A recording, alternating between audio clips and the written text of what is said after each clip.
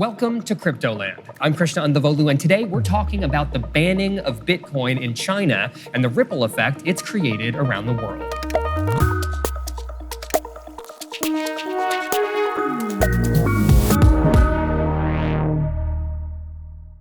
Crypto miners may be moving out of China, but they're flocking to the US, and it's opening a Pandora's box on just how the industry should be regulated. From Miami to Iowa, local mayors are having to decide what the crypto industry looks like on their turf. Regulating crypto is something that's even caught the attention of lawmakers at the federal level. Here to get into what's been going on are Motherboard's Jordan Pearson and Neeraj Agrawal of Coincenter. Thank you guys for joining me. A lot to go over because this is super interesting. There's a lot in the weeds here about the details. But let's start at the beginning, because I guess all of this wouldn't be happening had China not put a blanket ban on cryptocurrencies mining. So Jordan, take me through what happened there, why, and how it's going down.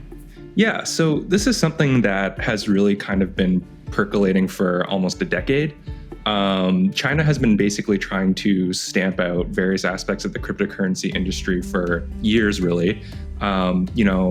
Several years ago, they banned banks from handling cryptocurrency. Later, they essentially barred exchanging cryptocurrency, buying or selling it, and numerous exchanges shut down in China. And then, even as early as 2019, really, there were sort of indications that next would be mining. And I think at the time the government said it was something to do with like environmental priorities, that type of thing. And then fast forward, and basically there's a blanket ban in the country. So even before that happened, cryptocurrency miners and people in the industry sort of saw the writing on the wall and began, sort of pivoting away from China or moving their operations away. As for why this happened, I'm no China expert, but there's, a lot of well-informed speculation about this. Probably the biggest one is capital controls. So obviously, Bitcoin is not controlled by the government. It's sort of an escape hatch, or it can be an escape hatch for large sums of money that can move, across the internet and outside borders. It can be challenging to fit into a taxation regime if someone is, dedicated to averting that.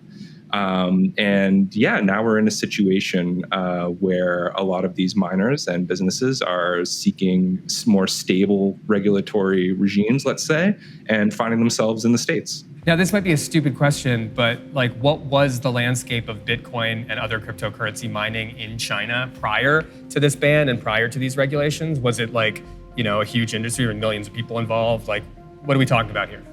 China was probably considered the single global leader for a long time in mining, just in terms of the hash power that people in that country contributed to the network. Bitmain, which is not only probably the largest supplier of mining equipment, but also one of the largest miners themselves, is from China. They're a Chinese company, although now they've set up in Texas. Mining was a massive industry in China, and a lot of it was actually, powered by coal, which is not good for the environment. It's a massive shift for a country to say, we're a leader in this global industry, but we're just going to axe it because of, the priorities that they have. Now, as we all know, when you ban something, it doesn't mean it goes away, right? In some senses, it might even make it more appealing to some people, or otherwise there's going to be a flight of the capital, of the actual infrastructure of what this mining operation is like. Neeraj, I know this is maybe not your area of expertise, but talk to me about what exactly are we talking about when miners flee a country like China? It's computers? What's the equipment? So quite literally, it does mean fleeing. The equipment itself, the mining rigs, the specialized computers that are used to do this, that have been largely concentrated in China, are being loaded onto shipping containers or whatever else will take them and sending them to more receptive parts of the world. Also, the operators of those machines, the business people who do that, may be leaving as well. So this is a big moment in the culture of cryptocurrencies, because the main spot geographically is now spreading across the world. This is a seismic shift in the state of the cryptocurrency network of Bitcoin. For years, the concentration of mining has been sort of an albatross on the back of Bitcoin. Although I personally don't think, and I think most Bitcoin experts don't think it was a risk to the network. Outside observers would often criticize this. Now that Bitcoin has moved to the United States, it's a place where there's rule of law. It's more predictable how the government would react to it. So we don't expect there to be this sort of risk of what if the government cracks down or actually worse than cracks down, what if the government tries to influence the network based on the concentration of mining. Yeah, this is actually, I'm a little surprised that China would put a blanket ban on it, because if the concentration of mining was happening there could, if the government of China wanted to manipulate the market in some way, they have the physical means to potentially do that. So we talked about the reasons why they did that, Jordan. You said, environmental concerns were one, but it does seem like almost a contrarian move when control is your goal. Well, I'll note that even though it may have looked like they had the ability to control it, they never really did, because everything that happens on the Bitcoin network is transparent, and any type of tampering like that would have been obvious, and the rest of the network would have been able to sort of react with an immune system and cut out the offending blocks in the blockchain. So for those who would argue that crypto and the blockchain are purely like a democratic, with a small case D, but cannot be messed with by authoritarians, that China banned it kind of proves that point. Perhaps they had some designs on it that they couldn't enact. So yeah, that would be a way to deal with the fact that, as Jordan said, this does undermine one of their systems of control, their currency. So as they move towards this more surveillance-oriented so-called central bank digital currency, I imagine Bitcoin runs counter to that vision. Oh, I see. So China has a digital currency as well, so to speak. Yeah, there's a movement across the world. It's moving particularly fast in China for countries to take their currency and apply some of the principles that we've learned from the cryptocurrency ecosystem to their own currency. So rather than me giving you, say, $1 on Venmo, there would be a token that is literally the dollar. But imagine that with the Chinese currency. So there's some benefits there, programmability.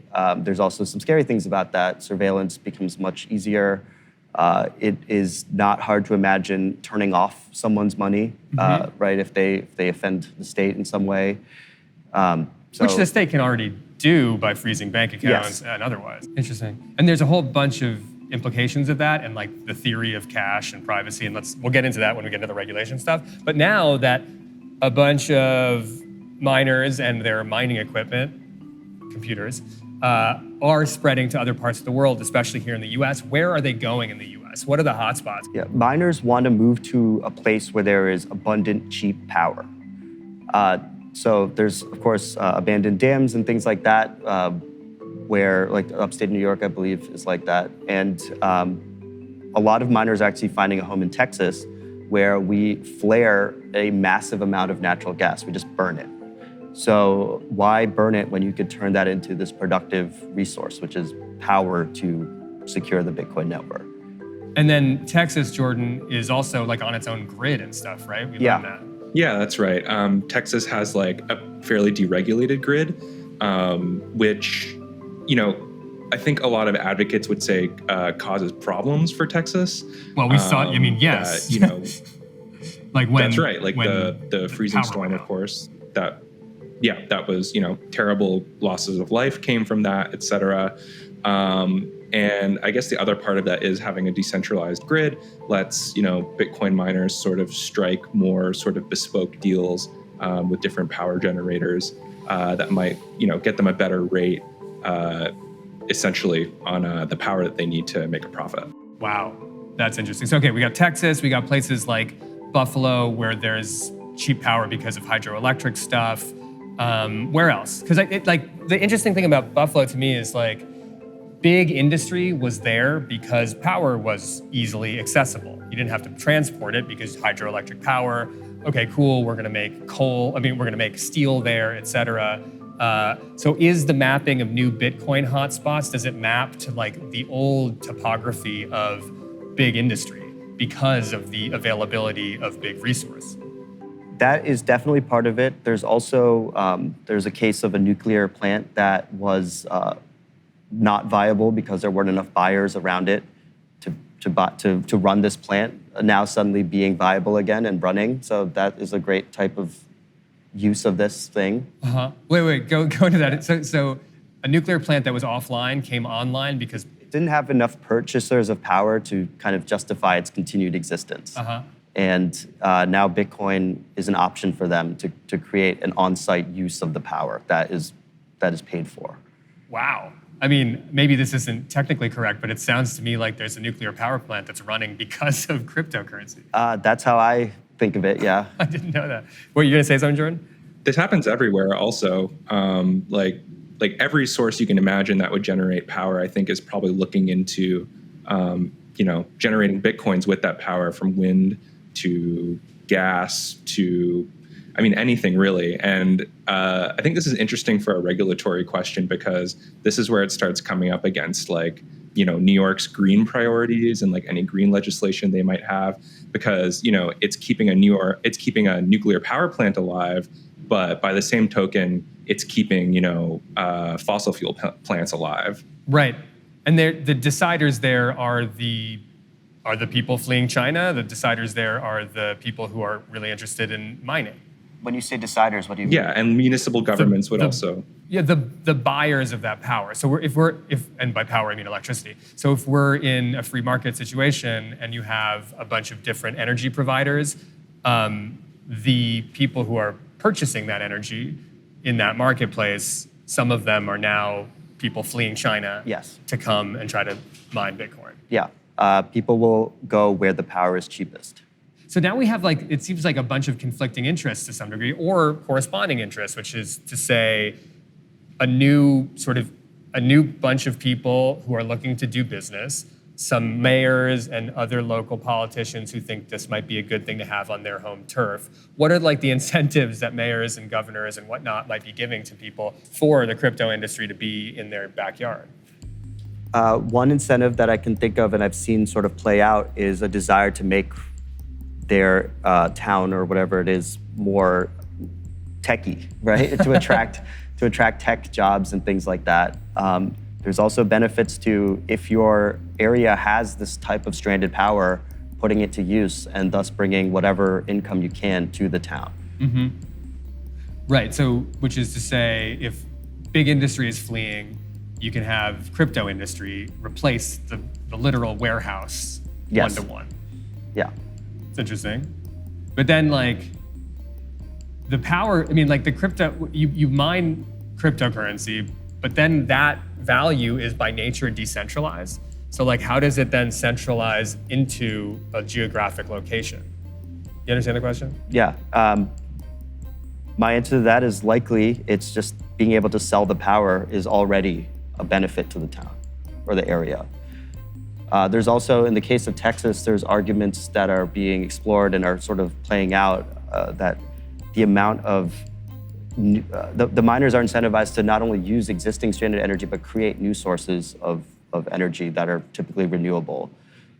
Okay, so that's a pretty rosy picture, which is crypto funds renewable changes the grid for the better. Jordan, are there any instances where it might not be quite that rosy, where, say, a bunch of cryptocurrency people come in to incentivize not clean energy to be continued to be produced in places in the US? Yeah, I think it's a double-edged sword. Neeraj has been saying, crypto miners will go where power is cheapest. These people want to make money. That's the number one priority.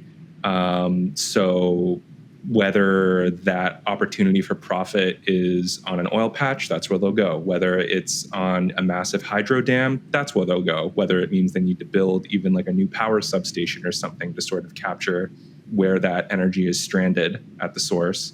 So yeah, it's a double-edged sword. And I think it's interesting now, in terms of the regulatory framework for how we're looking at this stuff, because obviously climate, it's one of the largest concerns that we have, as people, as human beings, but also in terms of citizens and people who are lawmakers looking at that. I mean, I'm interested in, what lawmakers are saying about this and where this is headed in terms of regulation, because I think this isn't just going to continue like this in this sort of like undirected Wild West, despite the crypto industry sort of coming up with trade groups. There's like a mining council that essentially promotes like, the renewable mix of Bitcoin mining. So, I mean, I feel like until now, this has been done at the municipal level in terms of like what permits get handed out and which don't. That align with like, green priorities and this type of thing. But this is really just one aspect of the regulatory conversation I think we're having or we're going to be having in North America and currently are, in terms of like, how does this fit in with green priorities and how does the government even deal with that? Do you regulate it like other industries? And, what shape does that take? Yeah, I'm fixated on the resources because it's called mining, and like you think about a bunch of miners coming over from another country to come mine the resources of the United States, and that picture itself is like, okay, so we're like a resource export state now? Yeah, the name doesn't help the optics. Right, exactly. So but as you're saying, Jordan, like the energy is one issue, and that issue is going to be played out on a deal-by-deal level, almost. But there are other regulatory issues to consider as well. And I think, Neeraj, I want to talk to you about that because as I understand it, you represent a think tank for crypto. Yeah, a cryptocurrency think tank is a real thing. And so I guess now 6 years ago, it became clear that this technology was going to be important and that lawmakers were going to have questions about it because it strays into areas that regulators care about, sending money between people. It makes a lot of things possible that weren't possible before, and a lot of our regulations weren't designed to capture what this makes possible, in particular sending money between people directly. Right. So Coincenter started, a few interested people came together and were like, we gotta, academics and so on, we're like, someone has to self-appoint as the representative of the technology and the network themselves. So not the companies that are building on it, but the network. And that's what we try to do, we're self-appointed. And gratefully we have the support of the cryptocurrency community because we've done a good job representing the technology in DC. So what we do is first, just simply we educate policymakers about literally how this works, why it's important, right? That this is a serious thing that's worth considering. That sounds like no easy task. It's gotten easier of late, but when we started, I started 2015 and I couldn't get anybody to pick up the phone, right? I mean, it just, not only was it cryptocurrency, but it was cryptocurrency policy, which is the most boring part. At least, maybe I'm selling myself short. But so we educate, then we also identify places where the law doesn't account for this type of technology and what's possible.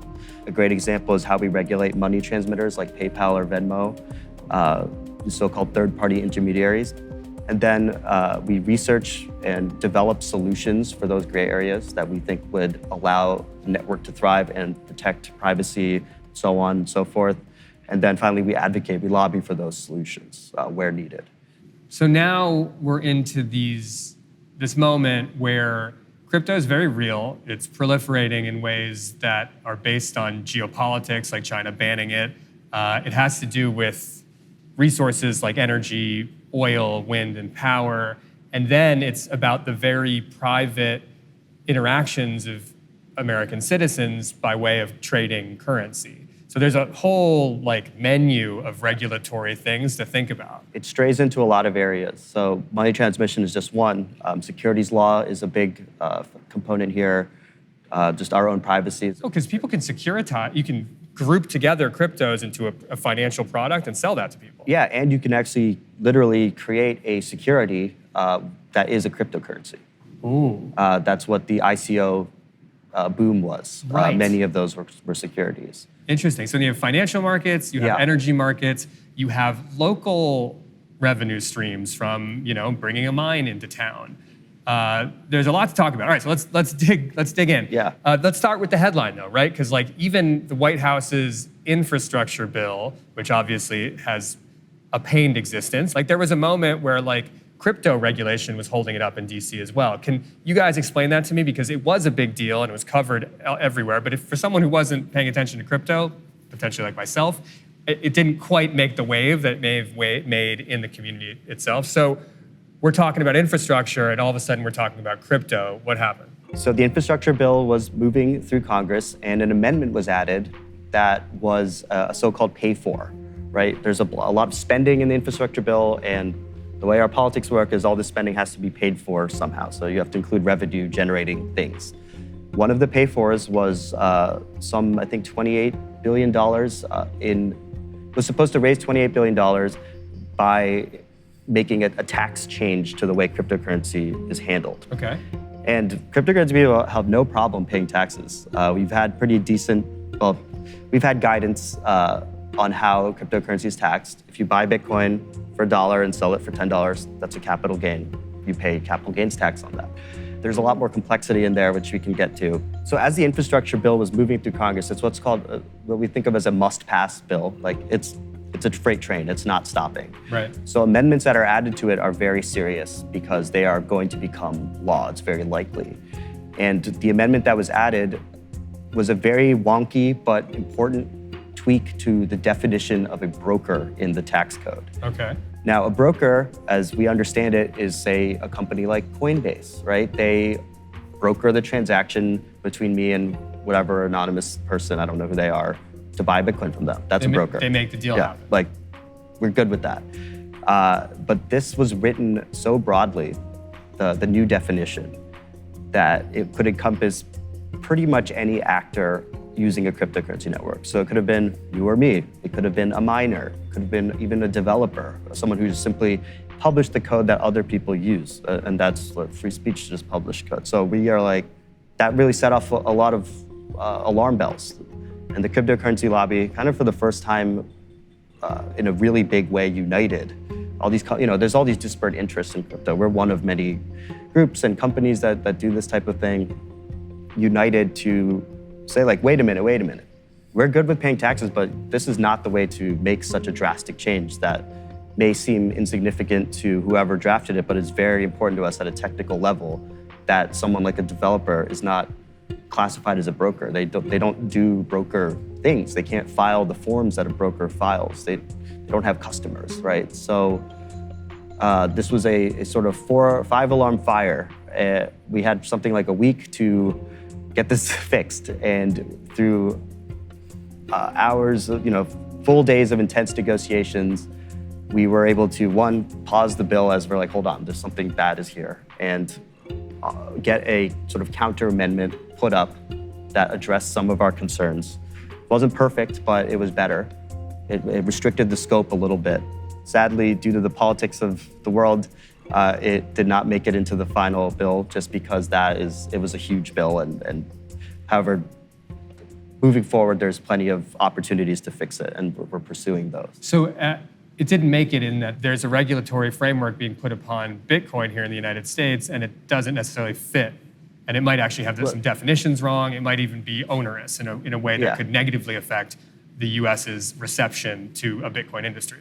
The first thing to note on that is that Bitcoin has been regulated since its inception. Okay. It's illegal to buy drugs with Bitcoin, right? Or it's illegal to steal Bitcoin. I think there's going to be a lot of people who might not know that's true because I think Bitcoin's used to buy drugs, right? It has been used to buy drugs, although law enforcement their capabilities in tracking Bitcoin money has really gotten a lot more sophisticated. I would not recommend buying drugs with Bitcoin because You're laughing so uncomfortably. Okay. Yeah. So you were saying that Bitcoin used to buy drugs, it's actually illegal. Cryptocurrencies are regulated. Yes, cryptocurrencies are regulated, and most of our work has been helping policymakers understand the way that the new particular aspects of it fit into existing regulations. So helping identify that the difference between a cryptocurrency that is a security and is not a security, or helping to clarify that because our financial surveillance regime in this country is based on the intermediary that you send money to, the PayPal, the bank, whatever, before it reaches the recipient, that's the person who is responsible for surveilling the transaction. But with Bitcoin, because I'm sending it from me directly to you, there is nobody And we've made an allowance in sort of our privacy scheme for, it's called the so-called third-party doctrine, where if you send any type of private information, including your payment, whatever is included with your payment, to a third party before it reaches the recipient, you give up your expectation of privacy. That can be subpoenaed or turned over, or in some cases with financial regulation, there's actually like a reportings for like certain amounts of money or suspicious transactions and things like that. But we have not given up the right to transact privately and freely between two people. So that is the type of distinction that we help draw. That we say, look, if you want to enter into this relationship between you and me, that's a huge expansion of your surveillance capabilities. So you don't have the same power to surveil a Bitcoin transaction as you would a PayPal transaction. So that cuts to the very heart of the differences between crypto and traditional currencies that have a third-party intermediary. And I want to get into that and get really into it for a while, because that's where everything lives, I think.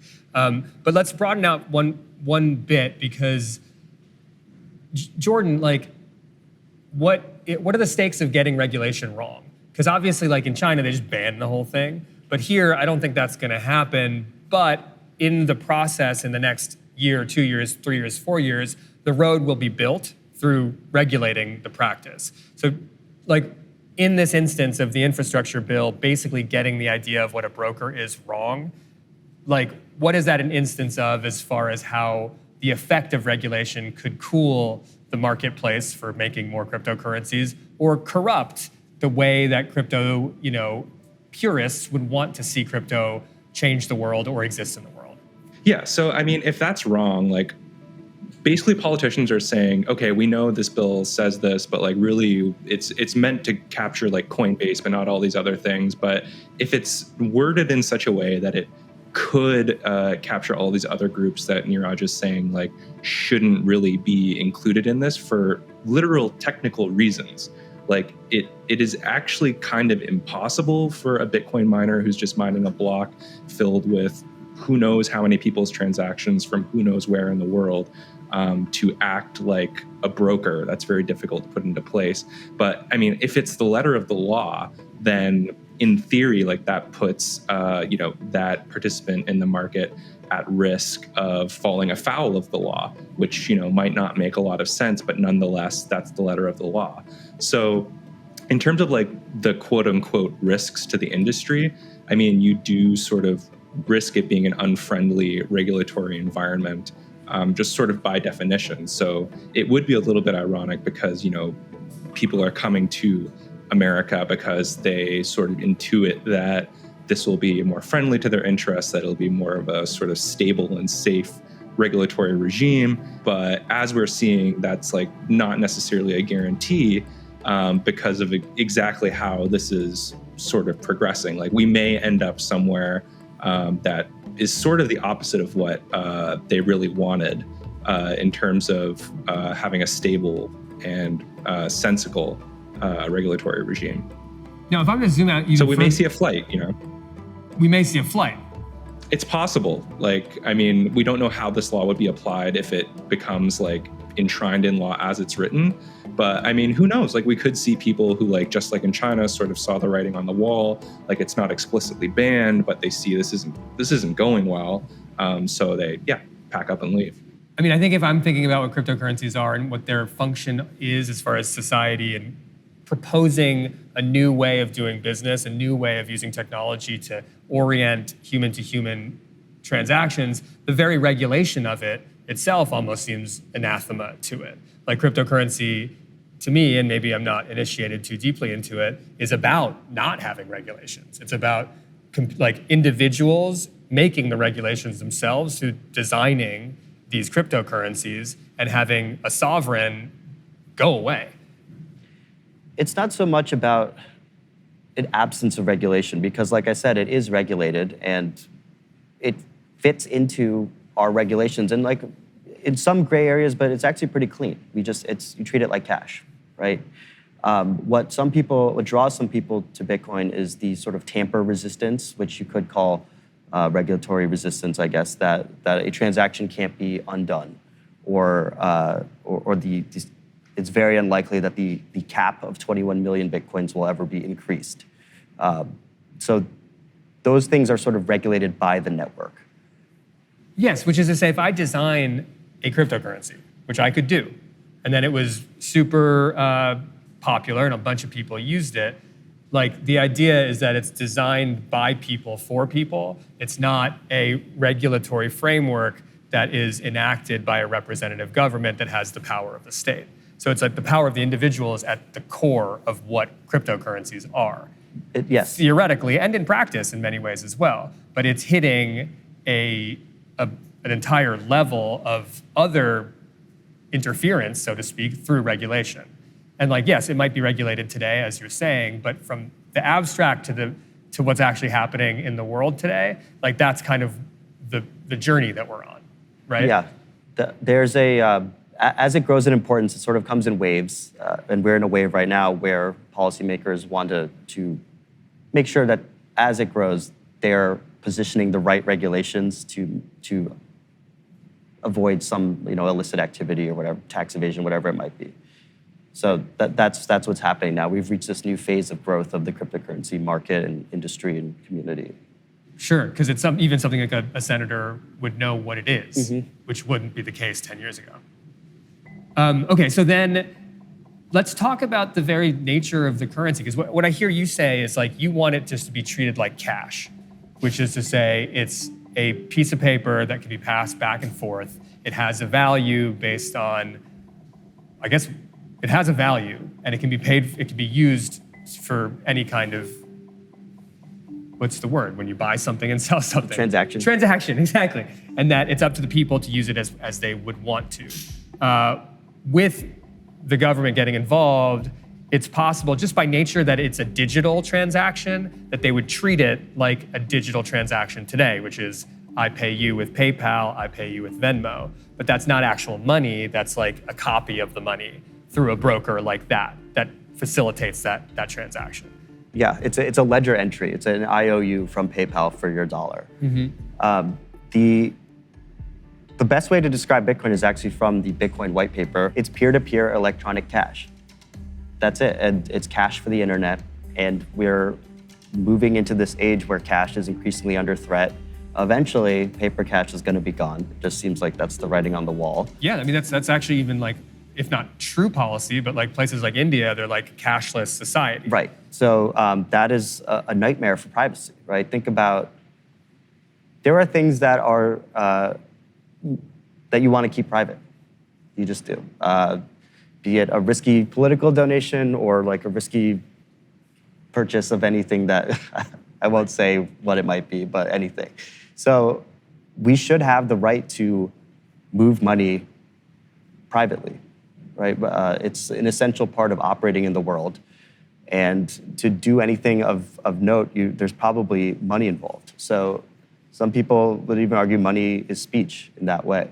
Yes, okay, so I mean, that's what the Supreme Court argued to some degree, right? As far as political donations in that one famous case that I can't name. Citizens United. In Citizens United, right, money equals speech. So in regulating crypto and over-regulating it to some degree, is there the danger of over-regulating speech? So the danger is, in my view, is getting it wrong could create an environment where we don't have a robust tool to push back against things like this Chinese CBDC we discussed, right? The central bank digital currencies, these fully surveilled payment systems.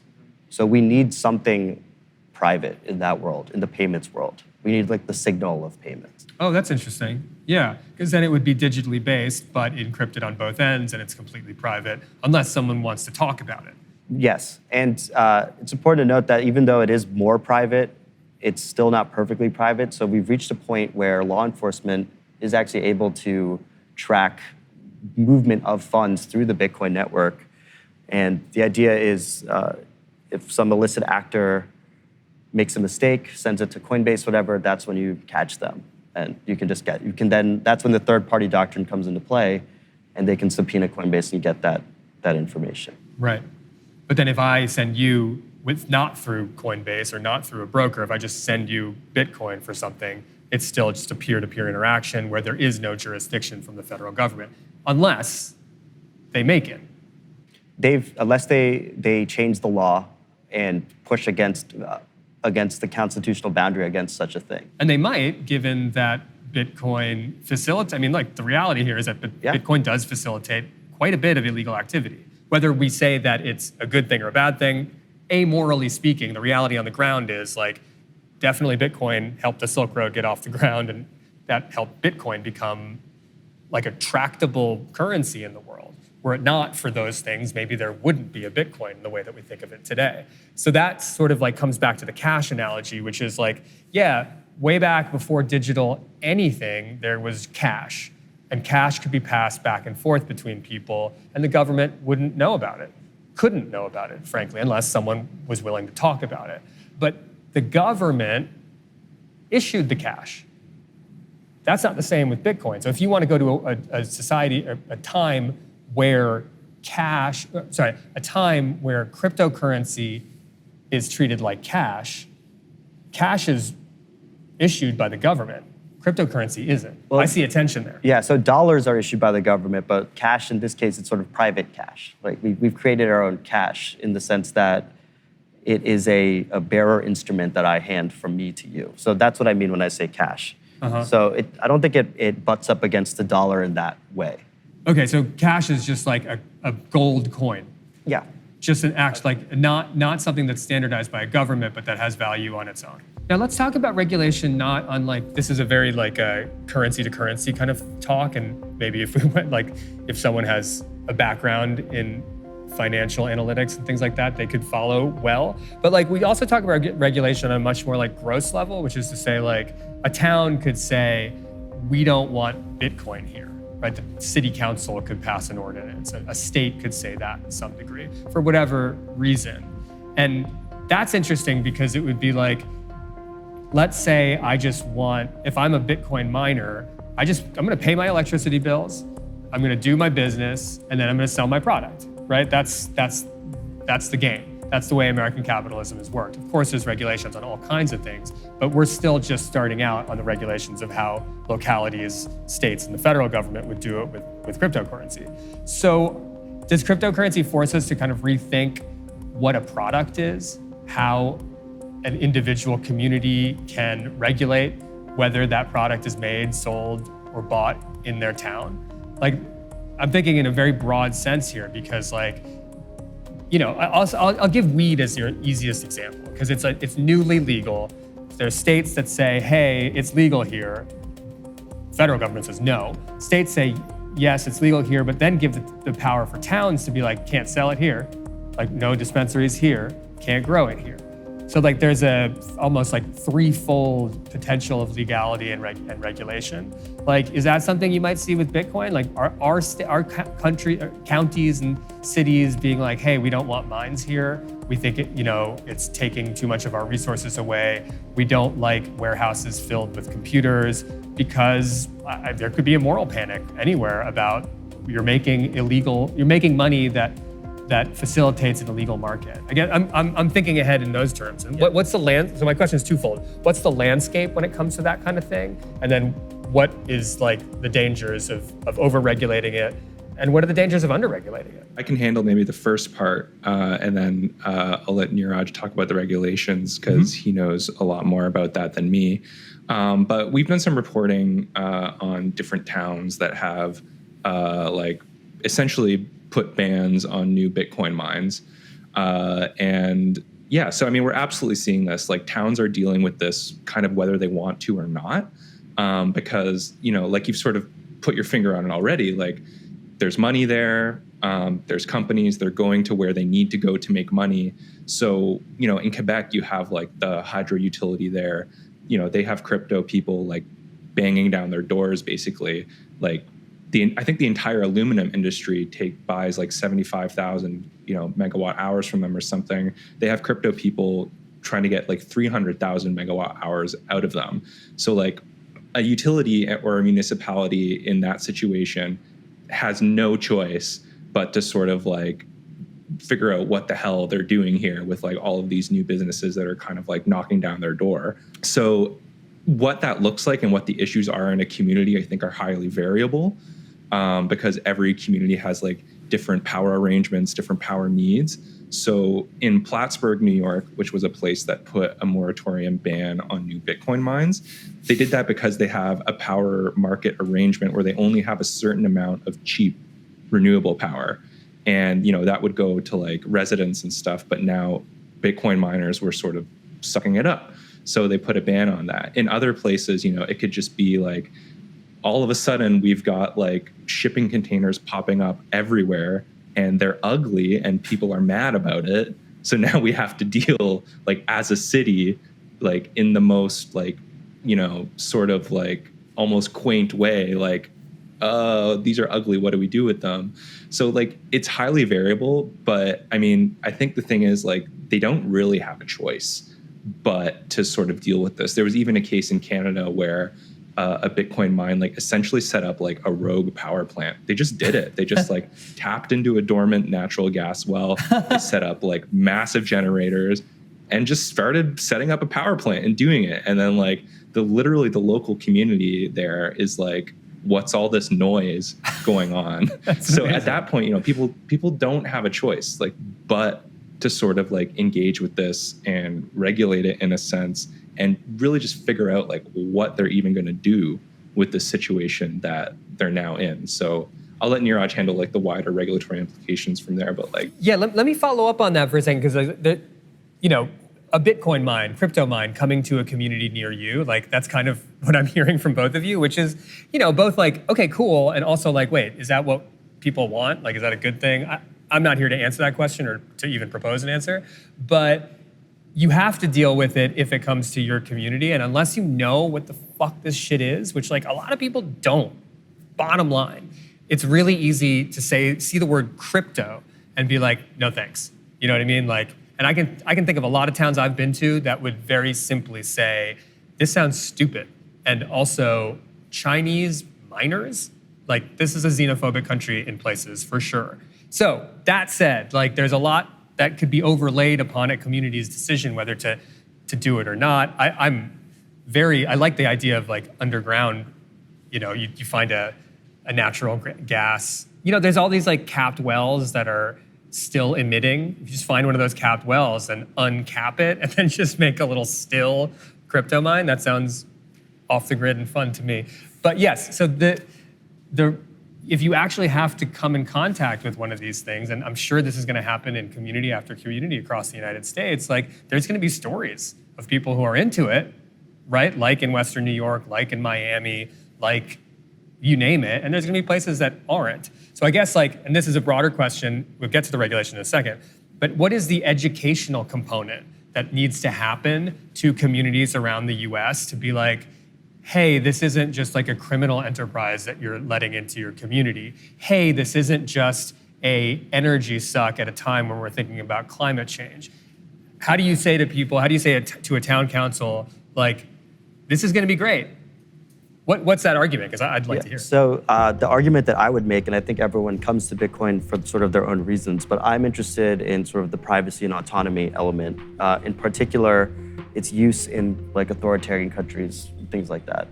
So that's the argument I would make, that it's a good thing. But ultimately, yeah, it's going to come down to the local residents of those towns making the decision. So hopefully there's some advocate in town that can do that. I think there are more and more people every day who are comfortable talking about Bitcoin and other cryptocurrencies and are passionate that these are a good thing in the world. Yeah, there's literacy, right? Like more, like, I'd like to come back to this, but this is the kind of thing that like your uncle might be like, hey, you into Bitcoin yet? I get asked by basically everyone I ever talk to about this stuff. So it is very much a growing phenomenon that people are aware of. Sure, a lot of the thinking is like, oh, this is some get rich quick thing, but the tale of people who really look at it and realize that this is something important and truly new, it's not just numbers on a screen, there's a lot more going on, is, I think, growing pretty fast. Yeah, I think my sell to a town, and this is like kind of like the Alaska model, is like a crypto dividend. Like set up in town, every resident gets like, 50 Bitcoin a month. That's probably a lot. That is an absurd amount of money. Excuse me.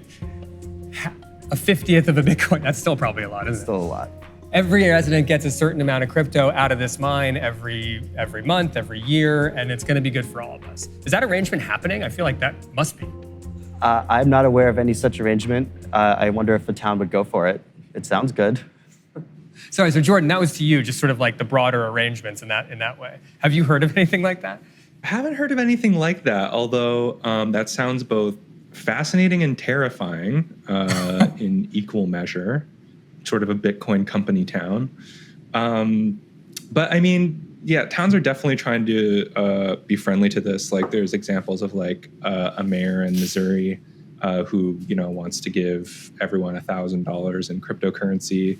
So I think like in general, like this is a really tough issue. I don't have an answer as to like what to do about it or where it should go. But I mean, education is a massive problem with regards to like when mines move in. Like you have people who think like I'm actually thinking of one specific example. Like in Greenwich, New York, there is a fossil fuel power plant that was going to shut down, but basically saved itself by mining Bitcoin with fossil fuels. And this is like a major issue in the community. And it actually it went viral that this claim that basically they were like turning the lake into a hot tub. And this is like, I think the largest glacial lake in the US, but it became, this thing got spread around like, it's literally boiling the lake. That wasn't true. Yeah. Oh, I see. Like the energy use is making this lake get so hot, but that wasn't true is what you're saying.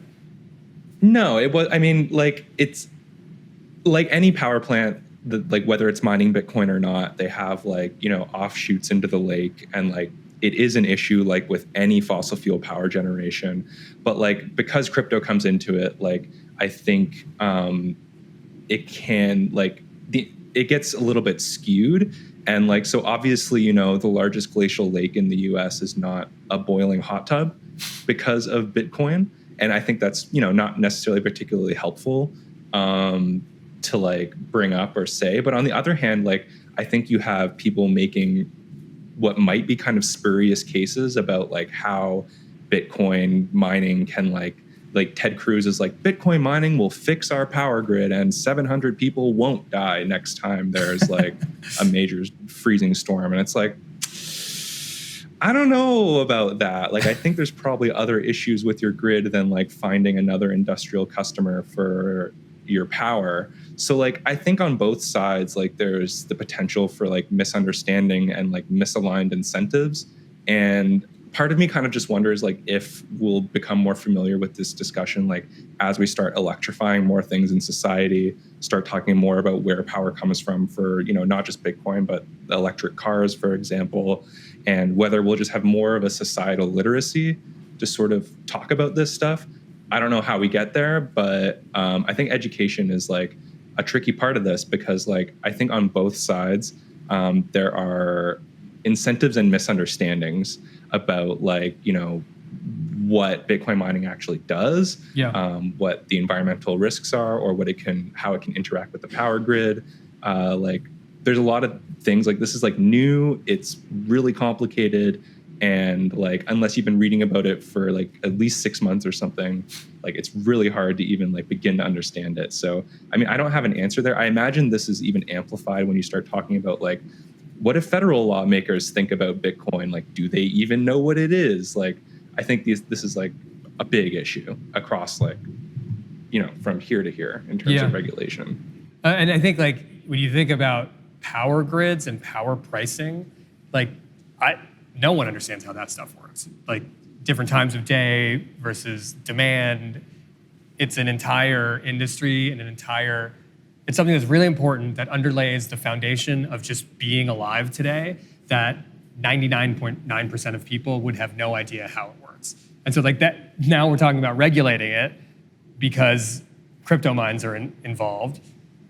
And then, the education around what crypto mines are, how they might benefit as a community is severely lacking on its face. And so it's like, there's a lot of potential for misunderstanding, but let's understand. So like, let's talk more about these individualized regulations, what would benefit, basically what are you guys advocating? Yeah, so I just was reminded of a pretty funny headline that also went viral, which I think in 2017 or 18, There was a headline that Bitcoin was on track to use all of the Earth's power by 2020. I remember that, yeah. I remember that just believing that, actually. Yeah, so that obviously didn't happen. Nope. Or come anywhere close to that. But that's the kind of example of something that's just like unhelpful.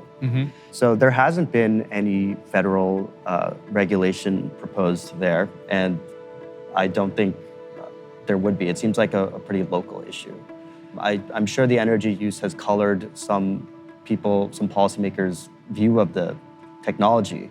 Right. But I hope that, with our help and the industry's help, we can explain the benefits of it. So one advantage of the mining industry coming to America is they've historically been very secretive when they were in China. It's really hard to get data on their energy mix and things like that. But now in America, a lot of these companies are publicly traded.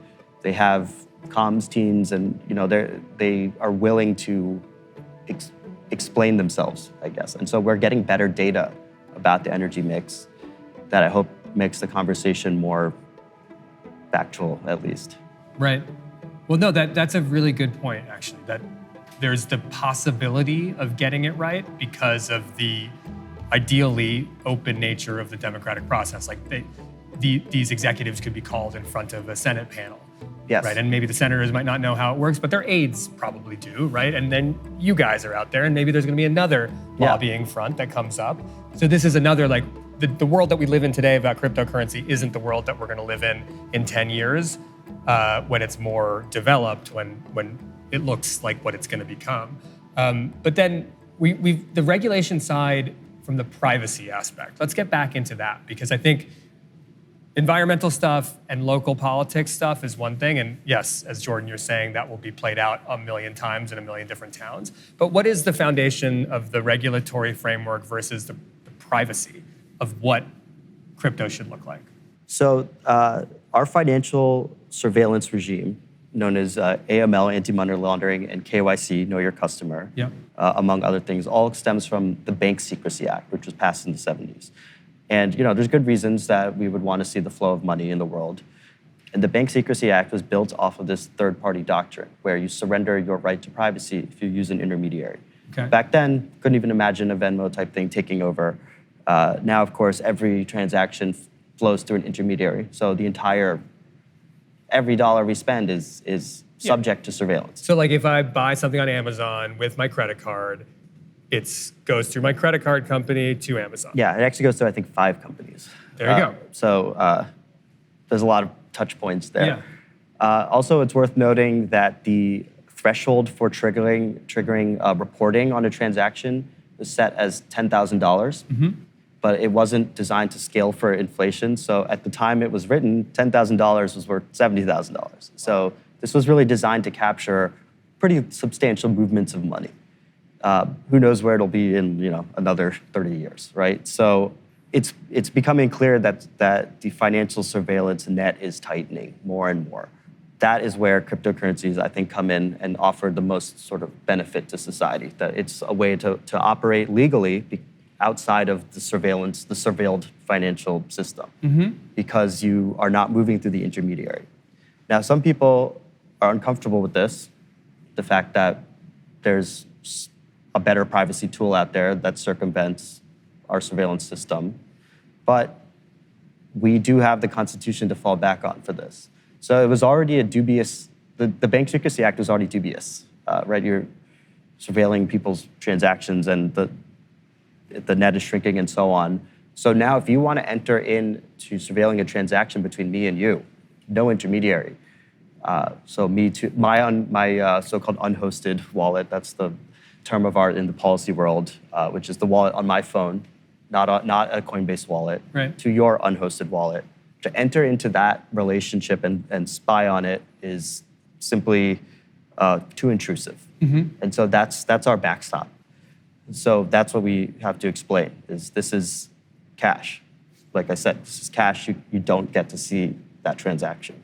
There's a couple things I would pick up there, which is, first of all, I don't think people think about how much surveillance there could be on financial transactions.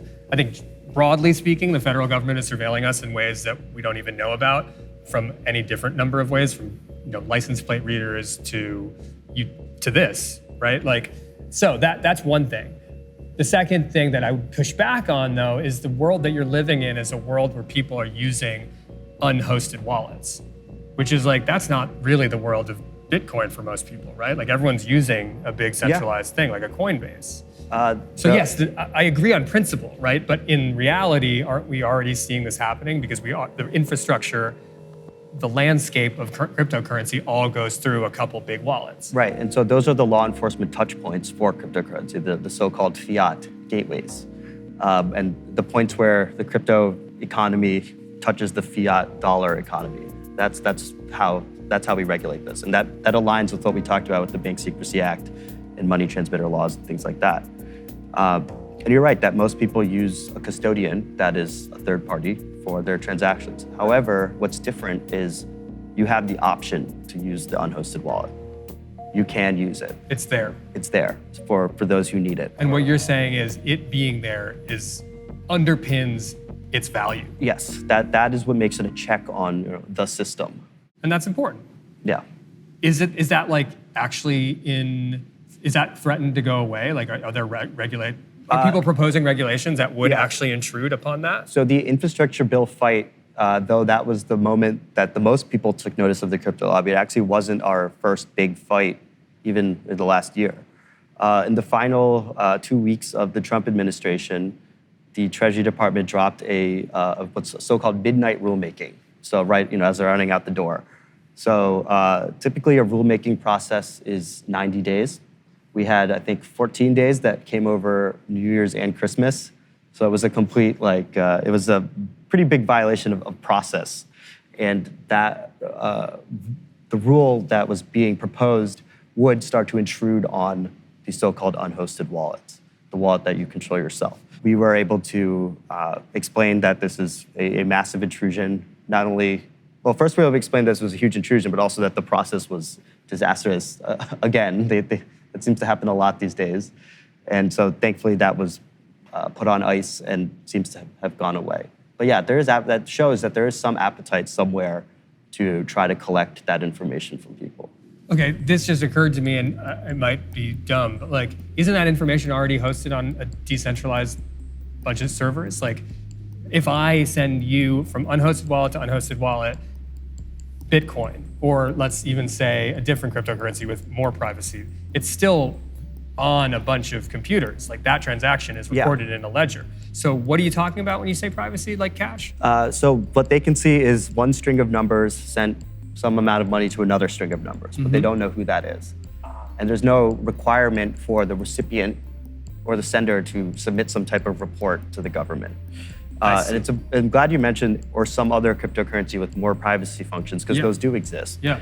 And I actually hope we get to a day where it's very common for that transaction to be totally obfuscated and nobody can see it. And I hope that comes soon.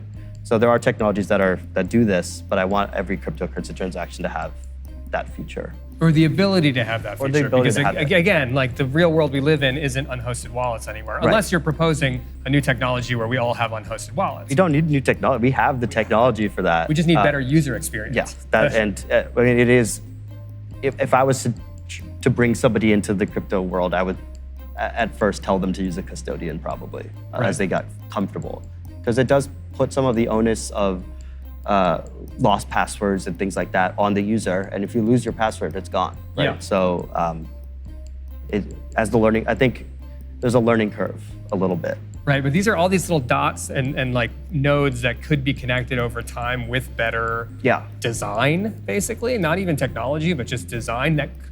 What you're saying is we need to think about the unhosted wallet as sacrosanct. Yes. Because maybe in the future, the unhosted wallet is the way it could be for all of us, where we put some of our money into FDIC-insured banks, some of our money into SEC regulated securities, some of our money into unhosted wallets, because we don't have to score gold in our basement anymore. Yeah, and it's also important to note that we in the US enjoy a pretty stable financial system, right? True. So it's hard that's actually been a problem that we've had, is it's hard to impress on somebody the importance of having your sort of stack of cash or gold or whatever under the mattress. But in other parts of the world, Lebanon, whatever. Inflation is a problem. Bank accounts are freezing, right? It's chaos out there in the financial world. So in a case like that, having your money in your pocket, your digital pocket, is massive. Yeah. That's actually a really important point, I think, because otherwise, like, my pushback all comes from, like, Neeraj, that's not how it's working now. Yeah. So, like, why are we even talking about needing this to happen this way? But I think seeing it from that perspective, it's like, okay, you need to make sure that the gears of political, corporate machines don't run over the little baby at the center of all this. Yes, and that's what my organization specifically works to protect, is that little gem. Mm-hmm. And maybe that little baby also is like buying MDMA on the internet too. But whatever, that's part of the beauty of life. It's anybody can use it. Anybody. Right. That's very important to this. Okay, great. Well, that's it, guys. Let's protect the baby. Protect the baby. Don't throw the baby out with the bathwater. And I guess, like, if I'm honestly, like, saying this out loud, it's like, write your Congress people and senators to, like, learn up on this shit.